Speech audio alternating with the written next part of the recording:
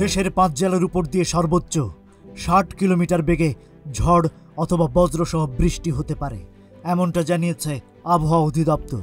রোববার দুপুর 1টা পর্যন্ত দেশের অভ্যন্তরীণ নদীবন্দরগুলোর জন্য দেয়া এক সতর্কবার্তায় এই কথা জানানো হয়েছে। এতে বলা হয়েছে, রংপুর, ময়মনসিংহ, চট্টগ্রাম, কক্সবাজার এবং সিলেট জেলার উপর দিয়ে পশ্চিম অথবা উত্তর পশ্চিম দিক থেকে ঘন্টায় 45 থেকে 60 কিলোমিটার বেগে অস্থায়ীভাবে দমকা অথবা ঝড়ো হাওয়া বয়ে যেতে পারে। সেই সঙ্গে বৃষ্টি অথবা বজ্রসহ বৃষ্টি হতে পারে। তাই এসব এলাকার নদীবন্দরগুলোকে 1 নম্বর সতর্ক সংকেত দেখাতে বলা হয়েছে। এদিকে আবহাওয়া অফিসের আরেকটি বিজ্ঞপ্তিতে বলা হয়েছে, দেশের কয়েক স্থানে বয়ে যাচ্ছে তাপপ্রবাহ। এই পরিস্থিতি আজ কিছুটা প্রশমিত হতে পারে।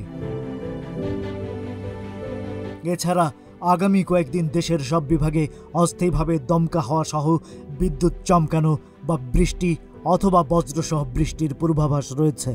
এর মধ্যে কোথাও কোথাও মাঝারি থেকে ভারী বর্ষণ হতে পারে।